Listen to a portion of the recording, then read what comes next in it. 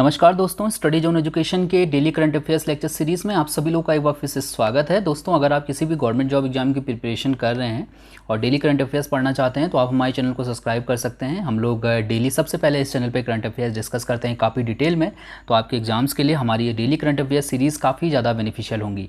सो आज से current affair की शुरुआत करते हैं अपने पहले क्वेश्चन के साथ। ध्यान से देखिएगा इस वीडियो को। अगर आपको इस वीडियो में कोई भी कन्फ्यूज़न होता है किसी क्वेश्चन में तो आप लोग कमेंट करके मुझसे पूछ सकते हैं। सो पहला क्वेश्चन है हमारा कि विश्व मरुस्थलीकरण और सूखा रोकथाम दिवस कब मनाया जाता है। विश्व मरुस्थलीकरण और सूखा रोकथाम दिवस हर साल 17 जून को मनाया जाता है, यानी कि आज जो है विश्व मरुस्थलीकरण और सूखा रोकथाम दिवस मनाया गया है। सो ऑप्शन सी वाला यहाँ पर से बिल्कुल सही है। जैसा कि हमको नाम से ही पता चल रहा है कि इस दिवस का उद्देश्य क्या होगा, तो इस दिवस का उद्देश्य है मरुस्थलीकरण और सूखे के प्रभाव के बारे में लोगों को जागरूक करना। 2020 के लिए इस दिवस की थीम रखी गई है food feed fibre the links between consumption and land. तो थीम यहाँ से काफ़ी इंपॉर्टेंट है, आप थीम याद रख सकते हैं क्योंकि एग्जाम में थीम ही अक्सर देखने को मिलती है जब हमसे एग्जाम में पूछा जाता है। तो थीम जरूर याद रखिएगा। तो संयुक्त राष्ट्र ने पिछले साल एक बात कही थी और इस बार भी इसने ये बात कही है कि प्रतिवर्ष पूरी दुनिया में 24 अरब टन उपजाऊ भूमि जो है शुष्क हो रही है, यानी कि सूख रही है। ठीक है, या सीधी भाषा में आप कहें कि दूसरी तरीके की हमारी जो उपजाऊ भूमि थी वो धीरे धीरे जो है नष्ट हो रही है। तो यहाँ पर अनुमान ये जताया जा रहा है कि भूमि की गुणवत्ता खराब होने के कारण जो राष्ट्रीय घरेलू उत्पाद में जो है विभिन्न देशों के 8% तक की गिरावट जो है आ सकती है। किस कारण से? उपजाऊ भूमि के शुष्क हो जाने से। ठीक है, तो लोगों को बताने के लिए कि कैसे हम मरुस्थलीकरण यानी कि जो उपजाऊ जो भूमि है हमारी उसको हम सूखने से बचाएं, कैसे हम शुष्क होने से बचाएं भूमि को, और क्या इसके प्रभाव आने वाले टाइम में होंगे। तो लोगों को इन्हीं सब चीज़ों के बारे में जागरूक किया जाता है 17 जून को, और इसी दिन मनाया जाता है विश्व मरुस्थलीकरण और सूखा रोकथाम दिवस। क्वेश्चन नंबर 8 सेकंड है हमारा कि जून 2020 में स्वतंत्रता सेनानी और वरिष्ठ पत्रकार दीनू रणदीवे का निधन हो गया। वे किस राज्य से थे? दीनू रणदीवे जी का अभी रिसेंटली निधन हो गया है, ये महाराष्ट्र से थे, यानी कि ऑप्शन ए वाला यहाँ पर से बिल्कुल सही हो जाएगा। सो ध्यान रखिएगा और याद रखिएगा कि जो जैसा कि मैंने बताया कि ये स्वतंत्रता सेनानी भी थे और पत्रकार भी थे। 1925 में इनका जन्म हुआ था, मुंबई के एक आदिवासी बस्ती में इनका जन्म हुआ था 1925 में, और 1956 में इन्होंने अपने पत्रकारीय करियर की शुरुआत की थी। इसके अलावा स्वतंत्रता आंदोलन और संयुक्त महाराष्ट्र का जो आंदोलन हुआ था उसके लिए, ठीक है, इसके अलावा जो गोवा मुक्ति आंदोलन था उसमें भी इनकी काफ़ी महत्वपूर्ण भूमिका रही थी। तो इन्हें दोनों तरीके से अपनी महत्वपूर्ण भूमिका दी, एक तो स्वतंत्रता सेनानी के तौर पे और दूसरा पत्रकारिता के क्षेत्र में भी इनका काफ़ी महत्वपूर्ण योगदान था। और इसी कारण से 2009 में पिछले साल जो है 2019 में पिछले साल इनको मुंबई प्रेस क्लब ने लाइफ टाइम अचीवमेंट पुरस्कार से सम्मानित किया था, और अभी रिसेंटली इनका निधन हो गया है। क्वेश्चन नंबर 3 है कि निम्नलिखित में से किस राज्य में आईटी पेशेवरों के लिए कर्मभूमि नौकरी पोर्टल लॉन्च किया गया है? कर्मभूमि नामक जो नौकरी पोर्टल है वो पश्चिम बंगाल सरकार के द्वारा लॉन्च किया गया है। पश्चिम बंगाल में आईटी क्षेत्र से जुड़े हुए जितने भी लोग हैं वो लोग अगर आवेदन करना चाहते हैं नौकरी के लिए तो ये कर्मभूमि नौकरी पोर्टल के माध्यम से वो आवेदन कर सकते हैं। तो इसमें जो है जो विभिन्न कंपनियां हैं जिनको ज़रूरत होगी किसी भी आईटी प्रोफेशनल से जुड़े हुए प्रोफेशन से जुड़े हुए व्यक्ति की, तो वो जो है इसी पोर्टल के माध्यम से अपने जो कर्मचारी हैं उनको जो है छांट पाएंगे। ठीक है, तो कर्मभूमि नौकरी पोर्टल जो है वो पश्चिम बंगाल सरकार ने शुरू की है। पश्चिम बंगाल की राजधानी कोलकाता है, मुख्यमंत्री ममता बनर्जी हैं और राज्यपाल हैं जगदीप धनखड़। क्वेश्चन नंबर 4 है हमारा कि मुखमदकली अबिलगाजिएव किस देश के प्रधानमंत्री थे जिन्होंने जून 2020 में अपने पद से इस्तीफा दे दिया है? तो ये किर्गिस्तान के प्रधानमंत्री थे, यानी कि ऑप्शन बी वाला बिल्कुल सही है। अभी रिसेंटली किर्गिस्तान के प्रधानमंत्री मुखमदकली अबिलगाजिएव ने अपने पद से इस्तीफा दे दिया है। यहाँ पर कोई केस चल रहा है, भ्रष्टाचार से जुड़ा हुआ केस है वो, तो इसमें शायद इनका भी नाम आ रहा है। तो इसी वजह से जो है किर्गिस्तान के जो प्रधानमंत्री हैं उन्होंने अपने पद से इस्तीफा दे दिया है। किर्गिस्तान की राजधानी बेशकेक है, यहाँ की जो मुद्रा है वो है सोम। ठीक है, किर्गिस्तानी सोम। अगर मैं आपको किर्गिस्तान ले चलूँ तो इंडिया से ऊपर की तरफ अगर हम जाएंगे, ये अपना इंडिया है, और यहाँ से ऊपर की तरफ जाएंगे तो ये किर्गिस्तान है, उज्बेकिस्तान के साथ लगा हुआ है। अगर इसको थोड़ा सा मैं जूम करता हूँ तो देखिए आपको कुछ इस तरीके से ये दिखाई देगा। ठीक है, ये पास बगल में जो है उज्बेकिस्तान भी है, और यहाँ पर देखिए ये है किर्गिस्तान जो पूरा ये आपको दिख रहा है रेड बाउंड्रीज़ के अंदर। ठीक है, तो याद रखिएगा यहीं के प्रधानमंत्री थे मुखमदकली अबिलगाजिएव, उन्होंने अपने पद से अभी इस्तीफा दिया है। क्वेश्चन नंबर 5वां है कि जून 2020 में सफल ब्रांड ने घर बैठे ही ऑनलाइन ऑर्डर कर फल और सब्जियां मंगाने की सुविधा देने के लिए किसके साथ समझौता किया है? इसका जो सही आंसर है वो है ऑप्शन ए वाला, यानी कि जोमेटो ने। अभी रिसेंटली जोमेटो ने ऑनलाइन ऑर्डर कर फल और सब्जियां मंगाने की सुविधा देने के लिए जोमेटो के साथ समझौता किया है। माफ़ करिएगा, जो सफल जो ब्रांड है उसने जो है जोमेटो के साथ समझौता किया है अभी रिसेंटली। सफल ब्रांड बेसिकली जो मदर डेयरी है उसी का ये ब्रांड है, ठीक है। फल और सब्जी जो है वितरण करने की ये शाखा है और इसी के मतलब जो है इसी ब्रांड से जो है फल और सब्जियों का वितरण होता है। तो ये जोमेटो ये मदर डेयरी का ही ब्रांड है। तो मदर डेयरी ने जो है अभी रिसेंटली जोमेटो के साथ समझौता किया है। अब क्या हो पाएगा कि दिल्ली एनसीआर के जो लोग हैं, कुछ इलाके इन्होंने सिलेक्ट कर रखे हैं, तो वहाँ पर 11 बूथों की स्थापना की गई है अलग अलग जगहों पर। तो लोग जो है अब ऑनलाइन ऑर्डर कर पाएंगे इस फल और सब्जियाँ, ठीक है। तो जोमेटो के जो कर्मचारी हैं वो मतलब जो है डिलीवरी करेंगे फल और सब्जियों के घर घर। इसके बाद क्वेश्चन नंबर 6 है कि जून 2020 में निम्नलिखित में से किसने मोनिका फाउंडेशन पुरस्कार जीता है? मोनिका फाउंडेशन पुरस्कार अभी रिसेंटली किसने जीता है? सो अभी इसका सही आंसर ऑप्शन ए वाला है, यानी कि डेक्कन डेवलपमेंट सोसाइटी ने जीता है मोनिका फाउंडेशन पुरस्कार, ठीक है। ये पुरस्कार पूरा नाम याद रख सकते हैं, Prince Albert two Monaco Foundation पुरस्कार, ठीक है। Prince Albert two Monaco Foundation पुरस्कार जो है वो डेक्कन डेवलपमेंट सोसाइटी को दिया गया है। ये पुरस्कार पृथ्वी के संरक्षण के लिए गहरी प्रतिबद्धता दिखाने वाले संगठन को दिया जाता है। पुरस्कार के रूप में इसमें 35 लाख रुपए दिए गए हैं, लगभग 35 लाख रुपए, 40,000 यूरो का जो है ये पुरस्कार होता है, धनराशि होती है। तो ये इस बार डेक्कन डेवलपमेंट सोसाइटी को दिया गया है। ये एक तरीके का एनजीओ है जो कि काम करता है आपका तेलंगाना में, ठीक है। तो ये आप यहाँ से याद रखिएगा। और डेक्कन डेवलपमेंट सोसाइटी की जो स्थापना हुई थी वो 1983 में हुई थी। इसका मुख्यालय हैदराबाद तेलंगाना में है और इसके जो निदेशक हैं उनका नाम है पीवी सतीश।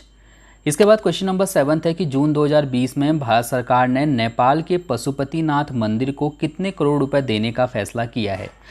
अभी रिसेंटली भारत सरकार के द्वारा नेपाल के पशुपतिनाथ मंदिर को 2.33 करोड़ रुपए का जो है अनुदान देने का फैसला किया गया है। इस वक्त भारत और नेपाल के जो संबंध हैं उनमें भी कुछ खास जो है मतलब मधुरता नहीं दिखाई दे रही है। तो भारत की तरफ से ये सराहनीय कदम उठाया गया है। नेपाल को जो है 2.33 करोड़ रुपए जो है देने का फैसला किया है। ये जो पैसा है ये पशुपतिनाथ मंदिर में एक स्वच्छता केंद्र स्थापित करने हेतु दिया गया है। एक परियोजना है पूरी की पूरी जिसमें एक स्वच्छता केंद्र की स्थापना यहाँ पर की जाएगी और ये जो केंद्र होगा, ये जो केंद्र है इसका निर्माण नेपाल भारत मैत्री विकास साझेदारी परियोजना के तहत किया जा रहा है। इस साझेदारी के तहत जो है इस परियोजना का निर्माण हो रहा है। पशुपतिनाथ मंदिर की अगर हम बात करते हैं तो नेपाल का सबसे बड़ा मंदिर है और ये बागमती नदी के किनारे जो है स्थित है। यहाँ पर भारत के साथ साथ जो है नेपाल के हज़ारों मतलब श्रद्धालु जो है पर दिन यहाँ पर जाते हैं इस मंदिर में, ठीक है। इसके बाद हम लोग बात करते हैं क्वेश्चन नंबर 8 में कि जून 2020 में किस राज्य ने सेना के शहीदों के परिवारों को 50 लाख की आर्थिक मदद देने की घोषणा की है? इसका जो सही आंसर है वो है ऑप्शन ए वाला, यानी कि उत्तर प्रदेश। वैसे शायद मैं क्वेश्चन आपको पहले भी करवा चुका था।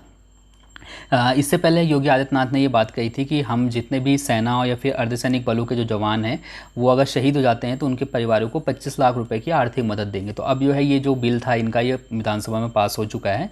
तो अब जो है जितने भी मतलब परिवार हैं उनको 50 लाख रुपये की आर्थिक मदद दी जाएगी। पहले 25 लाख रुपये दिए जाते थे, तो 25 लाख से बढ़ाकर 50 लाख कर दिया है, ठीक है। तो उत्तर प्रदेश में अगर कोई भी सेना और अर्धसैनिक बल का जो जवान शहीद होगा तो उसके परिवार को 50 लाख रुपये दिए जाएंगे। हाँ, इसके लिए शर्त रखी गई है कि वो जो व्यक्ति है या जो सैनिक है वो मतलब उत्तर प्रदेश का मूल निवासी होना चाहिए या फिर उसका परिवार जो है उत्तर प्रदेश में निवास किया हो कर रहा हो वर्तमान में, जब उसका मतलब जो है जब वो शहीद हुआ हो। उत्तर प्रदेश की राजधानी लखनऊ है, मुख्यमंत्री योगी आदित्यनाथ हैं और राज्यपाल आनंदीबेन पटेल हैं।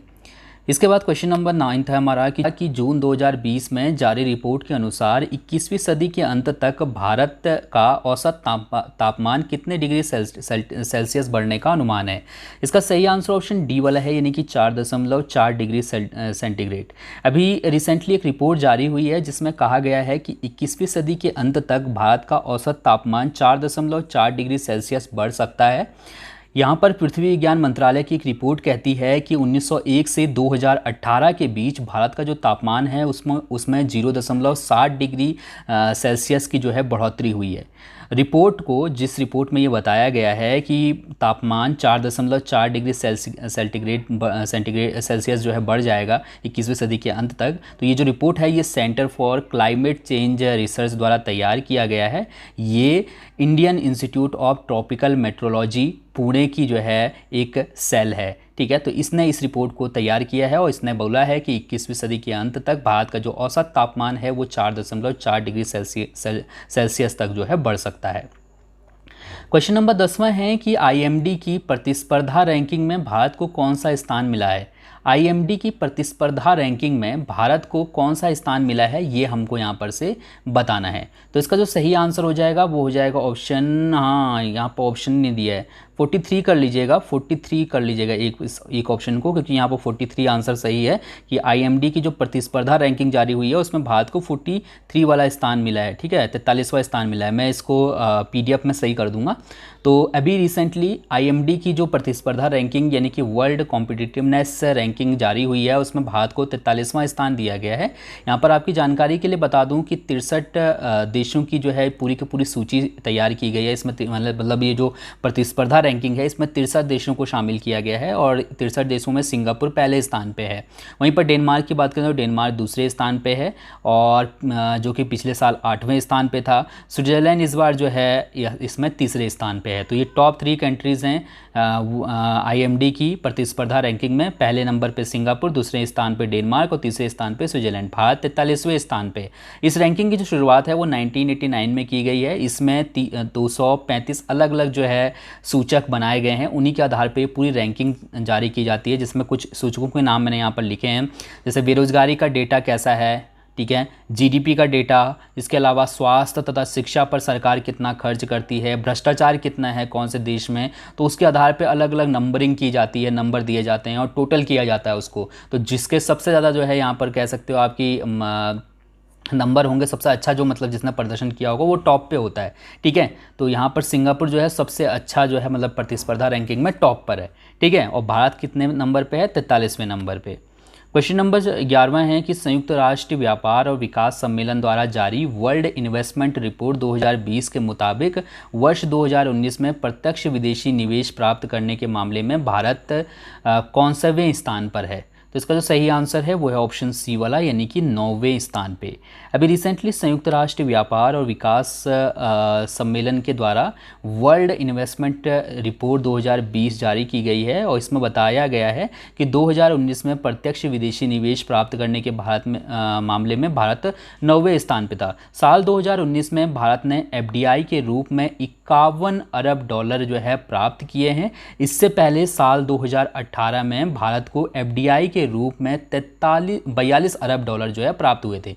तो पिछले साल 42 अरब डॉलर प्राप्त हुए थे 2018 में, और 2019 की अगर हम बात करें तो 51 अरब डॉलर जो है भारत को एफडीआई के माध्यम से प्राप्त हुए हैं, ठीक है। तो याद रखिएगा 9वें स्थान पे जो है भारत, एफडीआई के मामले में 9वें स्थान पे है भारत। ये कहना है संयुक्त राष्ट्र व्यापार और विकास सम्मेलन का।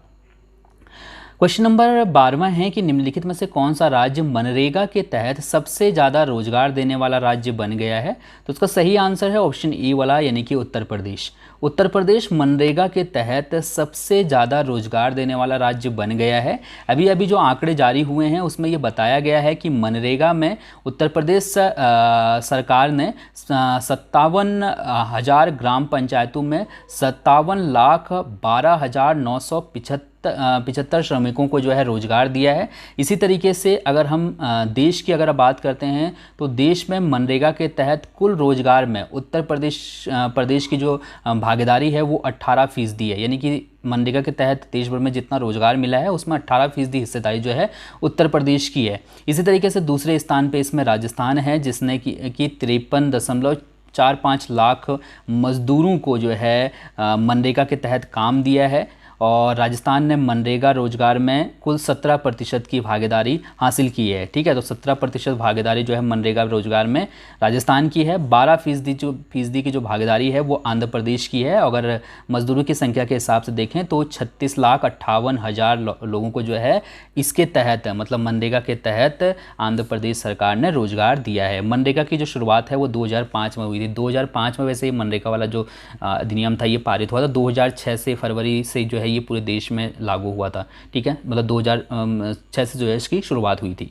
चलिए इसके बाद दोस्तों बात करते हैं आपके लिए कल के प्रश्न की। इस प्रश्न का उत्तर आपको कमेंट करके बताना था और आपके लिए प्रश्न था कि जगन्नाथ चेडोडू योजना का शुभारंभ किस राज्य में किया गया। तो इसका जो सही आंसर था वो था ऑप्शन डी वाला, यानी कि आंध्र प्रदेश में। ठीक है, तो इसमें जो मतलब आंध्र प्रदेश सरकार की योजना है, तो इसमें जो छोटे स्तर पे जो काम करते हैं, जिसमें बार्बर हो गए, इस्त्री करने वाले हो गए, ठीक है, कपड़ों की सिलाई करने वाले टेलर हो गए, तो उनको 10,000 रुपये जो है दिए जाएंगे ताकि वो अपना काम जो है एक बार फिर से कर सकें। ठीक है, स्टार्ट। तो ये आंध्र प्रदेश सरकार की योजना है, ध्यान रखिएगा। इसके बाद आपके लिए आज के प्रश्न की बात करते हैं। इस प्रश्न का उत्तर आप कमेंट करके बता सकते हैं। आपके लिए आज का प्रश्न है कि जून 2020 में निम्नलिखित में से किसे नासा डिस्टिंग्विश्ड सर्विस मेडल से सम्मानित किया गया है। ठीक है, नासा ने विशिष्ट सम्मान पदक से सम्मानित किया है। किसको सम्मानित किया है अभी रिसेंटली, ये आपको बताना है। ठीक है, नासा विशिष्ट सेवा पदक से किसको सम्मानित किया गया है। सो कमेंट करके बताइए और साथ में मुझे बताइए कि आपको वीडियो कैसी लगी। थैंक यू सो मच इस वीडियो को देखने के लिए। आपका दिन शुभ हो। धन्यवाद।